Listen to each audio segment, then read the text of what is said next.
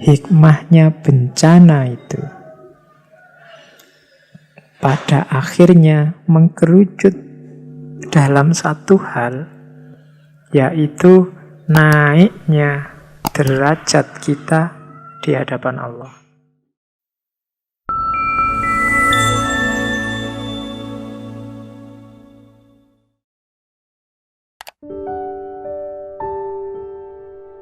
Bismillahirrahmanirrahim. Assalamualaikum warahmatullahi wabarakatuh. Jadi ini saya ambil acak, sebenarnya ada banyak ayat, baik implisit maupun eksplisit, yang membincang tentang bencana.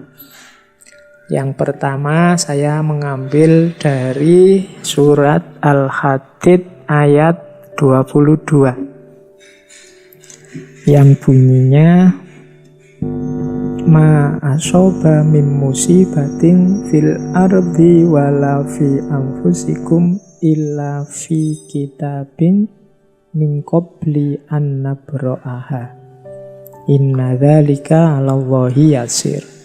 Jadi tidaklah menimpamu satu musibah baik di bumi maupun dalam dirimu sendiri kecuali sudah tertulis sebelumnya.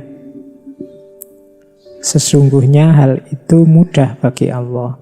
Jadi surat Al-Hadid ini menegaskan bahwa ya apapun yang terjadi, peristiwa apapun yang berlangsung, itu sesuai dengan ketetapan, sesuai dengan yang diinginkan oleh Allah. Jadi bencana itu pertama-tama oleh Al-Quran ditegaskan sebagai ketetapannya. Maka ketika dia takdir Allah, sebenarnya yang diincar bukan kayak tadi blaming the victim apa blaming the God, tapi yang diincar adalah kalau Allah sudah menetapkan itu, terus apa yang kamu lakukan? Bagaimana responmu? Kebaikan ataukah keburukan? Keputusasaan ataukah semangat untuk jadi lebih baik? Nah, jadi karena biasanya orang itu kalau sudah membaca, oh ini takdirnya, terus dianggap selesai, pasrah, ada yang malah mengeluh, ada yang malah sampai blaming God tadi. Padahal sebenarnya ketetapan dari Allah, takdir-takdir dari Allah itu kan pertama-tama meminta kita untuk, lah terus responmu bagaimana? Apa yang akan kamu lakukan kalau Allah sudah menakdirkan itu? Nah, respon kita ini nanti yang jadi bahan hisab di akhirat nanti. Maka hati-hati jangan salah respon terhadap takdir ini. Jadi tidak menyuruh kita untuk pasrah, oh sudah takdirnya Allah ya sudah biarkan saja jalan, atau apalagi putus asa, atau apalagi mengeluh. Tapi takdir itu bacalah sebagai tantangan dari Allah. Terus apa yang akan kamu lakukan? Ke arah kebaikan ataukah ke arah keburukan? Nah, itu yang pertama.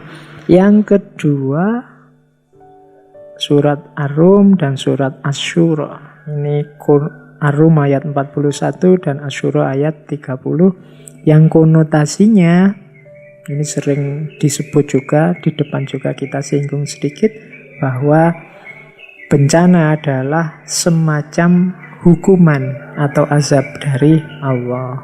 Kalau surat Ar-Rum ayat 41, kita kenal, Zoharul fasadu fil barri wal bahri bima kasabat aydin nas liyudhiqahum ba'dalladzi amilu la'allahum yarji'un. Kalau di surat Ar-Rum ayat 41 itu hukuman terhadap sebenarnya kerusakan yang dibuat manusia sendiri. Jadi kita merusak alam, maka kita panen juga kerusakan. Biar tahu rasa. Itu kalimat Al-Quran, liyudhiqahum ba'dalladzi amalu, supaya mereka merasakan yang mereka lakukan. Jadi kalau engkau melakukan keburukan, kejahatan, kerusakan, tunggulah kamu akan panen keburukan, kejahatan, kerusakan, kesengsaraan. Apa bisa Allah membuat yang jelek-jelek tapi hasilnya baik? Bisa. Tapi kalau yang semacam itu, tidak akan ada perbaikan. Makanya kata terakhir dari surat Ar-Rum ayat 41 itu, la'allahum yarji'un, supaya kita kembali, supaya kita baik lagi, supaya kita tidak merusak, supaya kita ingat Allah lagi dan berjalan lagi menuju Allah. Jadi apa yang menimpamu adalah karena perbuatan dari tanganmu sendiri. Wa ya'fu an katsir, dan Allah banyak memberikan ampunan. Jadi dua ayat yang konotasinya bencana ini azab maksudnya hukuman dari Allah, ternyata dua ayat ini menyebut bahwa kesengsaraan itu sebenarnya, bencana itu hakikatnya karena perbuatan manusianya sendiri. Dia sedang memanen tanaman yang dia semai sendiri. Karena yang dia semai kerusakan, maka dia panennya bencana. Jadi yang takdir tadi kita maknai sebagai ujian, tantangan, respon yang kita berikan apa. Yang azab ini kita maknai, ayo kita hati-hati, ayo kita introspeksi, ayo kita muhasabah. Mana perbuatan kita, tindakan kita yang merusak, sehingga mengundang murka dan azab dari Allah, yang itu sebenarnya buah dari perbuatan kita sendiri. Hikmahnya bencana itu pada akhirnya mengkerucut dalam satu hal, yaitu naiknya derajat kita di hadapan Allah. Berpuncak pada naiknya derajat kita di hadapan Allah.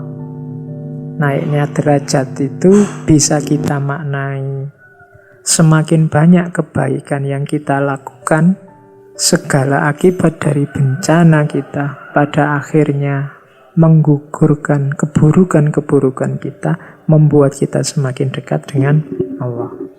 Ternyata kuncinya pada puncaknya ini. Cuma naiknya derajat ini membutuhkan beberapa kunci. Nah, di situ saya tulis kunci-kuncinya sehingga bencana bisa membawa akibat naiknya derajat kita di hadapan Allah. Yang pertama, setiap kali bencana menimpa, semoga lahir kesadaran kita akan Allah dan cintanya pada manusia termasuk kita. Jadi ada satu hadis yang diriwayatkan oleh Imam Tirmidzi yang menyatakan setiap kali Allah mencintai sekelompok orang, Allah pasti memberi cobaan pada mereka. Nah, hikmah yang pertama ini mengisyaratkan bahwa setiap kali kita mengalami bencana, semoga kita segera sadar bahwa Allah sedang menyapa kita. Allah sedang mengingatkan kita bahwa Dia ada dekat dengan kita. Ini seringkali saya ilustrasikan situasi semacam ini. Allah itu sudah sering memanggil kita bolak-balik, memberi isyarat agar kita menghadapnya. Cuma kita tidak noleh-noleh. Maka kadang-kadang untuk kita noleh ya perlu disenggol, kadang-kadang dilempar sedikit, kadang-kadang perlu dipukul sedikit biar kita sadar keberadaannya. Jadi adanya bencana ini bisa kita pahami senggolan dari Allah, lemparan kecil dari Allah, agar kita ingat, loh, Allah itu ada. Allah itu tetap mencintai kita, yang selama ini tidak terlalu kita pedulikan kehadirannya. Hikmah pertama. Hikmah yang kedua, yang jadi pijakan agar bencana menaikkan derajat kita di hadapan Allah adalah Jangan lupa hadirnya bencana menunjukkan bahwa kita ini lemah. Hadirnya bencana menunjukkan bahwa kita ini sebenarnya tidak punya daya dan kuasa. Semuanya milik Allah dan atas kuasanya. Maka bencana semoga menyadarkan kita untuk tidak takabur, tidak sombong, tidak angkuh, tidak tinggi hati. Jadi karena bencana membuka kenyataan akan kelemahan kita sebagai manusia. Hikmah yang ketiga, semoga bencana membuat kita muncul keinginan untuk semakin dekat pada Allah. Membuat kita menyesali semua dosa, semua kesalahan, semua kesia-siaan yang selama ini kita lakukan, dan kita sadar bahwa waktu hidup kita terbatas, sehingga kita ayo cepat-cepat segera mendekat ke Allah. Semoga salah satu buahnya bencana ini jadi membuat kita bertaubat, lebih mendekatkan diri pada Allah. Kalau di antara buahnya bencana ini, insya Allah bencana akan menghasilkan naiknya derajat kita di sisi Allah. Hikmah selanjutnya yaitu kesadaran kita akan kemahakuasaan Allah dan kesadaran kita akan posisi kita di hadapan Allah. Ini konsekuensi agak mirip dengan hikmah-hikmah sebelumnya. Karena sekarang terbukti bahwa kita lemah, maka kita sadar bahwa Allah itu maha kuasa. Kita juga sadar ternyata posisi kita sebagai makhluknya Allah itu lemah. Kita tidak kuasa apa-apa tanpa pertolongan, tanpa daya yang dianugerahkan oleh Allah. Terus selanjutnya hikmahnya bencana semoga melahirkan kerinduan kita akan Allah, kerinduan kita akan surga. Ini sebenarnya efek dari hikmah-hikmah yang lain. Kalau hikmah-hikmah yang di atas tadi sukses kita wujudkan, insya Allah hikmah yang terakhir ini juga akan terwujud. Yang terakhir, kalau ini hikmah sosialnya. Semoga adanya bencana membuat kita semakin banyak amal ibadah individual, amal muamalah sosial, dan amal ekologis kita, kebaikan kita berhadapan dengan alam. Jadi bencana membuat kita semakin baik sebagai individu, semakin baik di hadapan orang lain, dan semakin baik di hadapan alam semesta. Kalau hikmah-hikmah ini bisa kita wujudkan, maka insya Allah bencana hanya akan membawa akibat baik, yaitu naiknya derajat kita di hadapan Allah. Oke, teman-teman, saya tambah satu lagi teori terakhir tentang bencana. Ini berbicara tentang bencana, tidak boleh meninggalkan seorang nabi dan rasul yang mendapat ujian bencana alam luar biasa, yaitu Nabiullah Nuh alaihi salam. Nabi Nuh ini salah satu nabi rasul ulul asmi yang kisahnya ditulis tidak cuma dalam Al-Quran tapi di kitab suci yang lain, Alkitab juga Taurat. Nabi yang usianya konon sampai 950 tahun.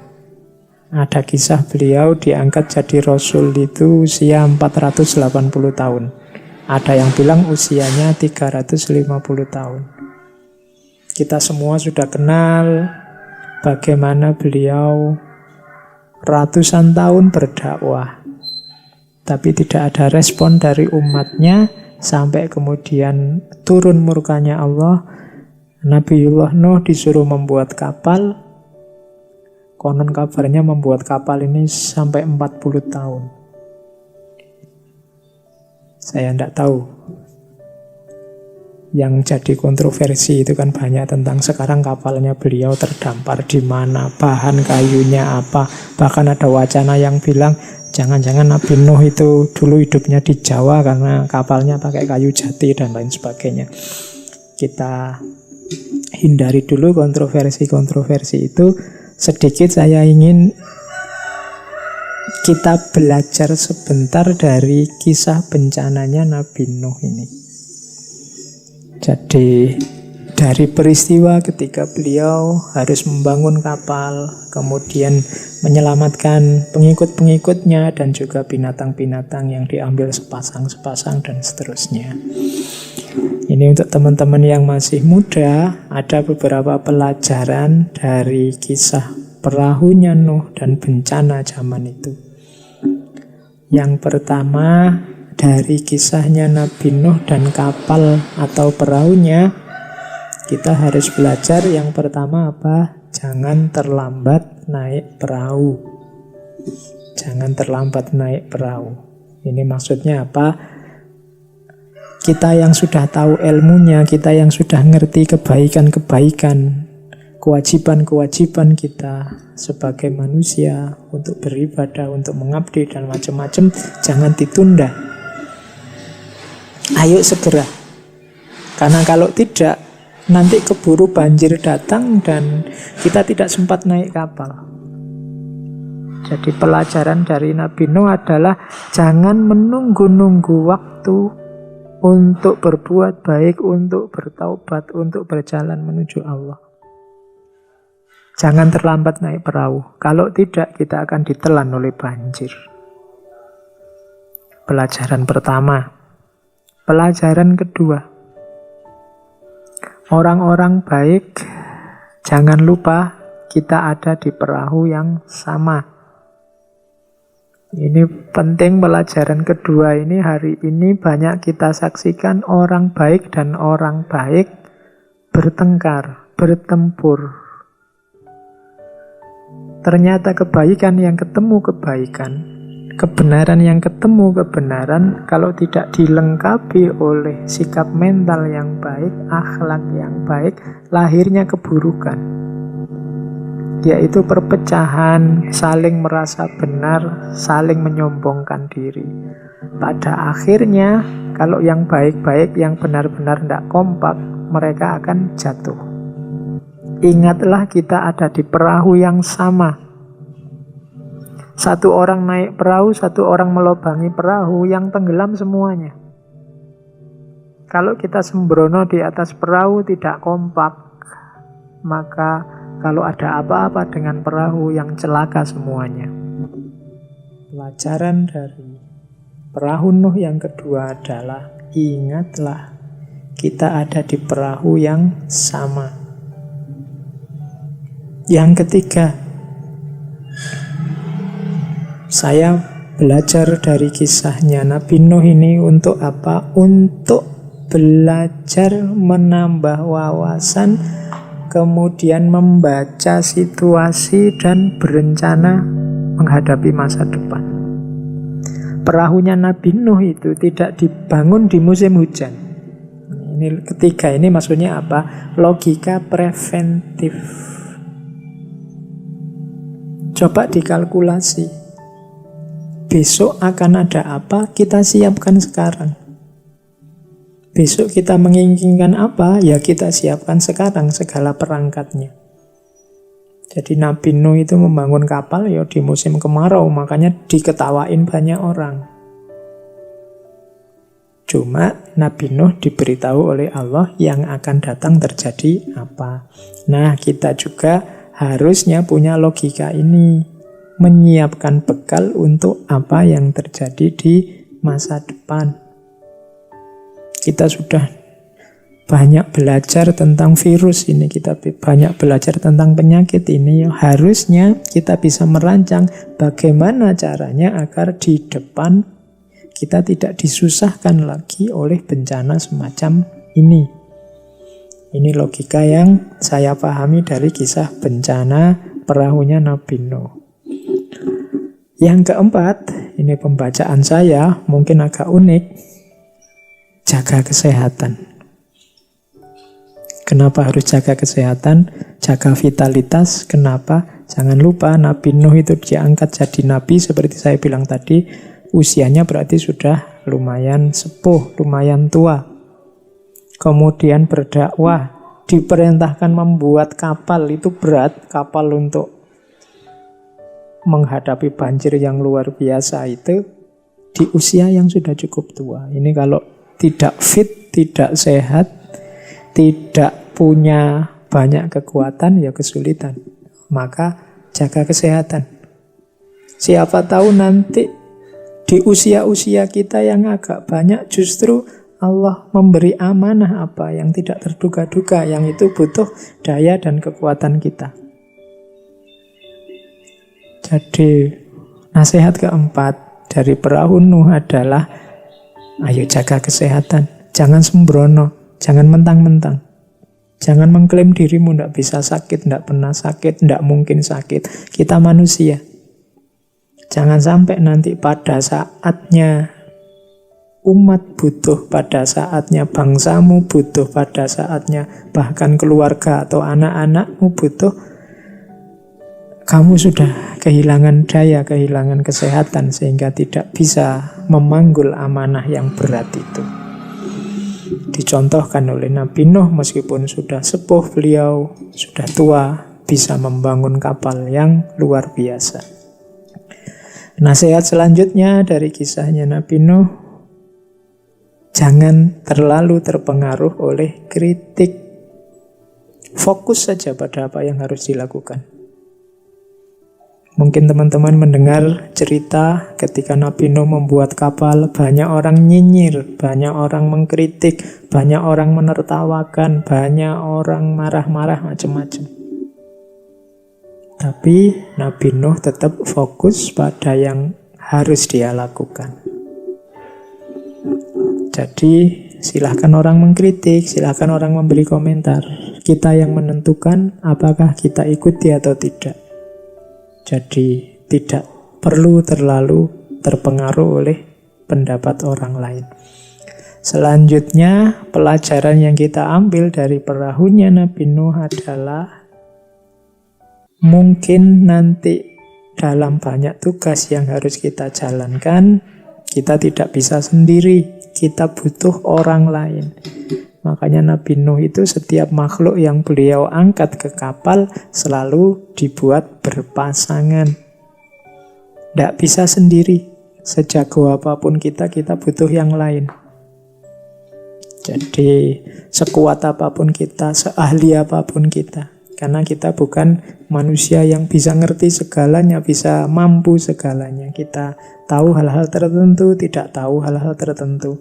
Bisa hal-hal tertentu, tidak mampu hal-hal tertentu. Maka kuncinya adalah kita perlu relasi, kita perlu kolega, kita perlu bantuan orang lain. Itu di antara kunci keberhasilannya. Terus dari perahu Nabi Nuh juga kita harus belajar untuk tidak sombong dengan kelebihan kita. Di situ saya sebut kadang-kadang kelebihan tertentu justru tidak menguntungkan. Di atas perahu seekor kijang dan seekor siput kecepatannya sama, karena urusan dalam perahu tidak ada hubungannya dengan kecepatan, semuanya bergantung pada kecepatannya perahu. Itu salah satu contoh bahwa kelebihan tertentu kadang-kadang tidak relevan. Maka tidak ada gunanya sombong. Yang pinter filsafat mungkin tidak pinter masak.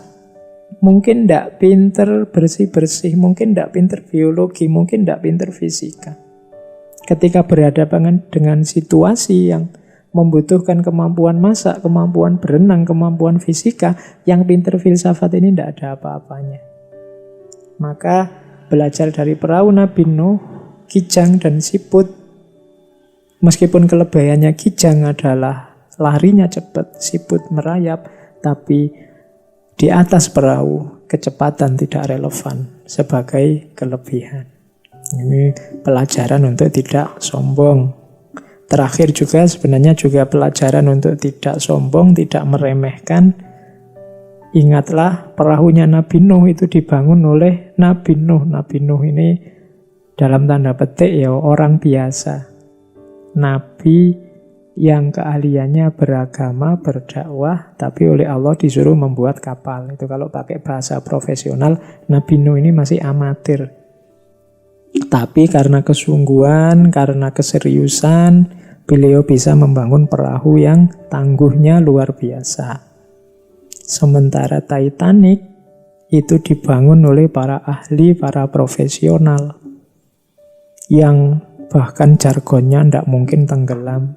Tapi akhirnya juga tenggelam. Perahu Nabi Nuh yang dibangun apa adanya justru selamat. Jadi yang terakhir ini pelajaran dari kita bahwa tidak selalu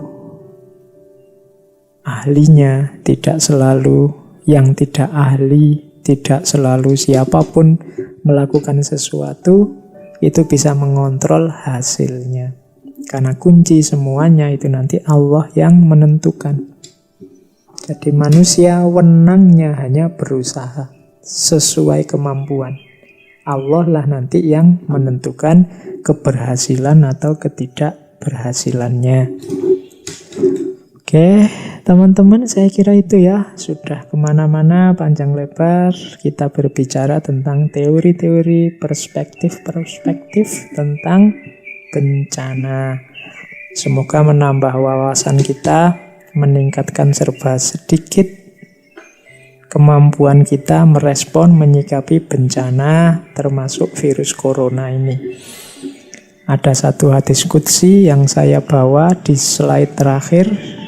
Allah Subhanahu wa Ta'ala berfirman, "Demi keagungan dan kemuliaanku, aku tiada mengeluarkan hambaku yang aku inginkan kebaikan baginya dari kehidupan dunia, sehingga aku tebus perbuatan-perbuatan dosanya dengan penyakit pada tubuhnya, kerugian pada hartanya, atau kehilangan anaknya. Apabila masih ada dosa yang tersisa, dijadikan ia merasa berat di saat sakaratul maut, sehingga ia menjumpai aku seperti bayi yang baru dilahirkan." Oke, saya akhiri sekian. Wallahul muwaffiq, wallahu a'lam bissawab. Wassalamualaikum warahmatullahi wabarakatuh.